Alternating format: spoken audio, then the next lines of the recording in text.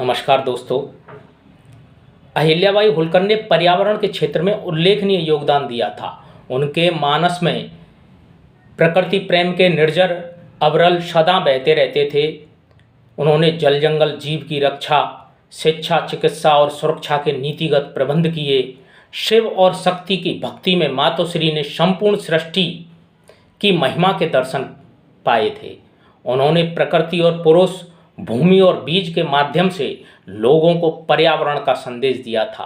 परमार्थ से जुड़े उनके प्रकल्प संपूर्ण भारतवर्ष में संचालित थे। उन्होंने जहाँ भी निर्माण कार्य किए वहाँ शुद्ध वातावरण हेतु खास इंतजाम किए थे।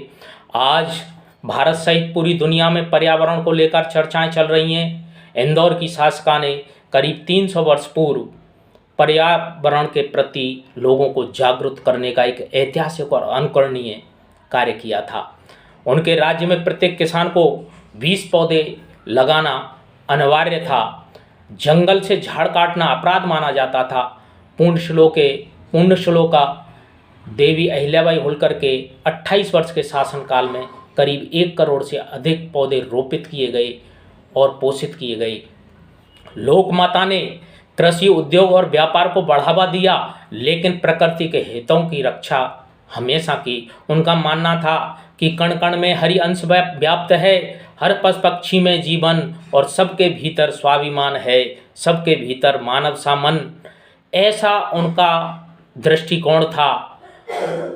मातोश्री ने पशुपालकों के लिए पशु और पशुओं के लिए चारागाह उपलब्ध कराए। उन्होंने वन्य जीवों के लिए बड़े बड़े जलाशयों का निर्माण किया। वे चींटियों के लिए नियमित आटा डालती और मछलियों के लिए नियमित आटे की गोलियां डालती थीं। आप कल्पना कीजिए कि वो नर मछली को राम और मादा मछली को मौसी कहकर के संबोधित करती थी। कितना बड़ा उनका विराट व्यक्तित्व था प्रकृति के प्रति। मातोश्री ने 4 धाम, 7 पुरी, 12 ज्योतिर्लिंग सहित 12,672 स्थानों पर मंदिर, देवालय, कुएं, बावड़ी, घाट आदि का निर्माण कराया। विद्यालय, चिकित्सालय बनवाए। लेकिन उसके साथ साथ प्रकृति और पर्यावरण, हरियाली, जल संरक्षण, इनका भी विशेष ध्यान रखा। उनके अपने आप में ये वास्तुकला के उत्कृष्ट नमूने जो जल स्रोत हैं आज भी समूचे हिंदुस्तान में देखे जा सकते हैं।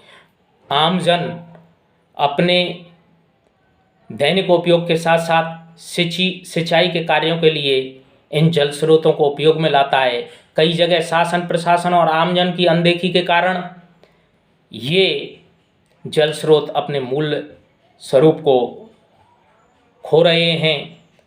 नारी शक्ति के अग्रदूत ने मानव जीवन के मूल्यों को स्थापित करने में अहम भूमिका निभाई। वेद और विज्ञान की कसौटी पर जन कल्याणकारी कार्य कसे जाते थे और उन्हें मूर्त रूप प्रदान किया जाता था। आज हम बात करें उनके मानस की, तो वो अपनी प्रजा को संतान मानकर कार्य करती थीं। उनका मानना था कि प्रजा सुखी तो वे सुखी और प्रजा का हित तो उनका हित। ऐसा उनका दृष्टिकोण था। सर्वजन हिताय सर्वजन सुखाय के सिद्धांत पर चलकर उन्होंने ये कार्य किए। गंगा, यमुना, सिंधु, नर्मदा, ताप्ती, कृष्णा, कावेरी, गोदावरी, क्षिप्रा आदि नदियों के तट पर कराए गए उनके कार्य उस महान आत्मा के व्यापक दृष्टिकोण को एक उच्च शिखर पर ले जाता है। जल संरक्षण के क्षेत्र में उनका अद्भुत अनुकरणीय योगदान विश्व में एक अनूठी मिसाल पेश करता है। आज अनेक शोधार्थी इस विषय पर कार्य कर रहे हैं। विश्व पर्यावरण दिवस के अवसर पर हम मातोश्री के जीवन को आत्मसात करें, यही हम सबका कर्तव्य होना चाहिए। जय हिंद, जय भारत।